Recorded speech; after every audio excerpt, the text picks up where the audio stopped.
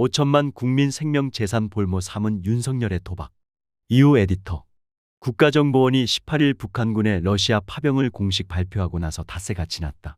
그러나 지금까지 북한군 파병을 기정사실화한 나라는 러시아와 전쟁 중인 우크라이나와 대한민국 단 두 곳뿐이다. 우크라이나 전쟁에 깊숙이 개입한 미국과 나토도 만일 사실이라면 매우 우려된다란 가정법을 구사하면서 신중히 접근하고 있다. 모스크바와 평양 당국은 아직 국정원 발표의 진위에 대한 공식 반응을 내놓지 않고 있지만 뉴욕의 주유엔 대표부를 통해선 터무니없다, 근거 없다라고 일축하고 있다.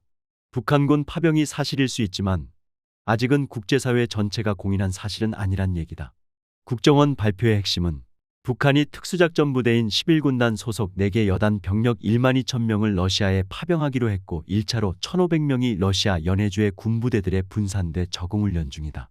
북한이 지금까지 컨테이너 1만 3천 개 이상 분량의 포탄 미사일 대전차 로켓 등 인명살상 무기를 러시아에 지원했다는 딱 두 가지다. 국정원 발표 당일 윤석열 대통령 주재의 긴급 안보회의에선 두 가지를 확인했다. 현 상황은 한국은 물론 국제사회에 대한 중대한 안보 위협이며 국제사회와 공동으로 가용한 모든 수단을 동원해 대응하겠다는 것이었다.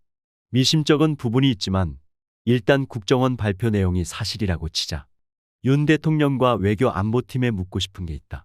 특수작전부대 1만 2천 명과 함께 어마어마한 분량의 포탄 미사일 대전차 로켓 등의 무기가 북한에서 러시아로 빠져나갔다면 그것이 한국의 안보에 어째서 해가 되느냐다.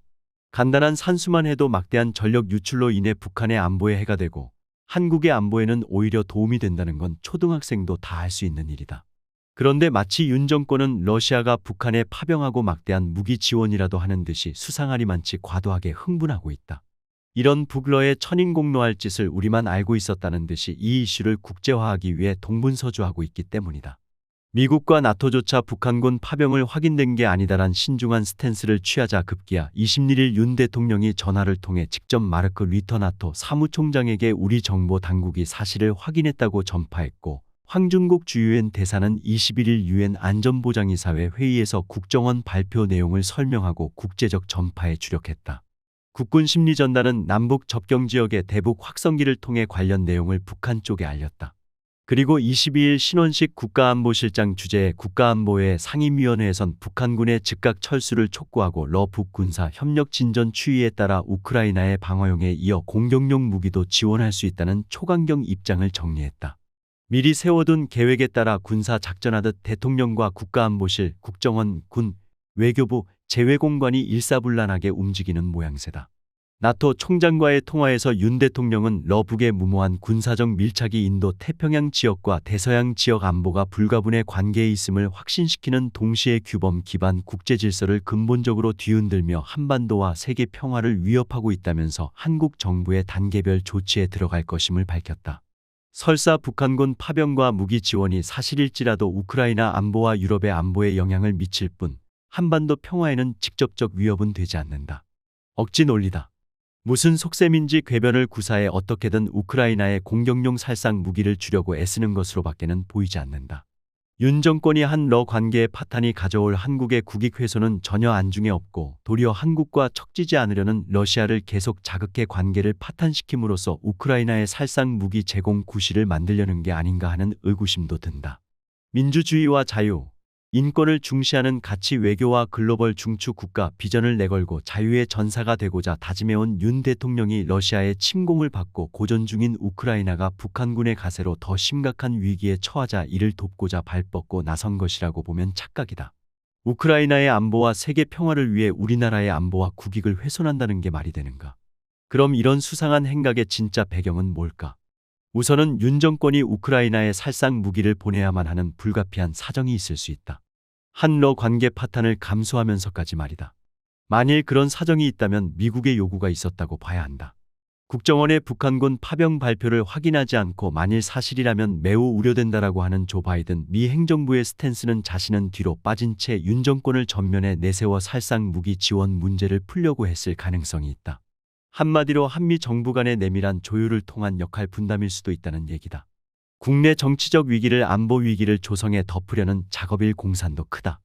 최근 대통령 부인 김건희 여사의 도이치모터스 주가 조작 의혹에 대한 검찰의 무혐의 처분을 계기로 특검과 함께 윤 대통령 탄핵 여론이 치솟고 있고 국정 지지율은 10%대에 진입할 정도로 날로 추락하고 있기 때문이다.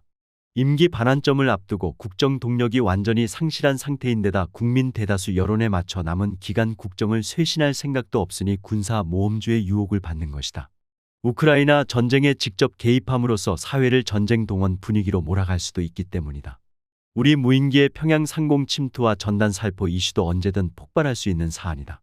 북한 외무성이 11일 중대 성명을 통해 세 차례에 걸쳐 한국 무인기가 침투했다고 밝히고 재발되면 즉각 자위권을 발동하겠다고 경고했다.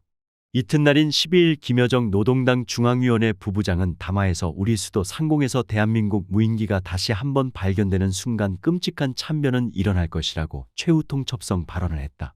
정전협정을 위반해 대북 도발을 했다는 얘기인 만큼 군 당국은 확인도 부인도 하지 않지만 사실일 가능성이 크다. 국내 정치적 곤경에서 벗어나고자 윤 정권이 도모하는 군사모험주의의 또 하나의 사례다. 북한을 자극해 선공을 유도함으로써 자위권의 명분을 얻어 국지전을 치르려는 의도였을지도 모른다. 국지전을 명분으로 한 계엄 시나리오도 생각해 봤을 수 있다.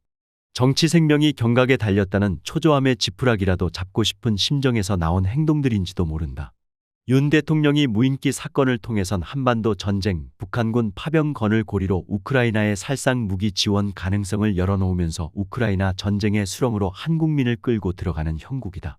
추후 파병의 대가로 러시아가 북한에 핵무기 완성도 제고와 전략 미사일 고도화, 노후 재래식 무기 현대화 등의 도움을 줌으로써 한국의 안보에 직접적 위협으로 다가왔을 때 우크라이나의 살상 무기 지원을 검토해도 늦지 않다. 이제라도 윤 대통령은 가치 외교와 글로벌 중추 국가란 허상에서 벗어나 5천만 국민의 생명과 재산을 볼모로 한 도박을 멈춰야 한다.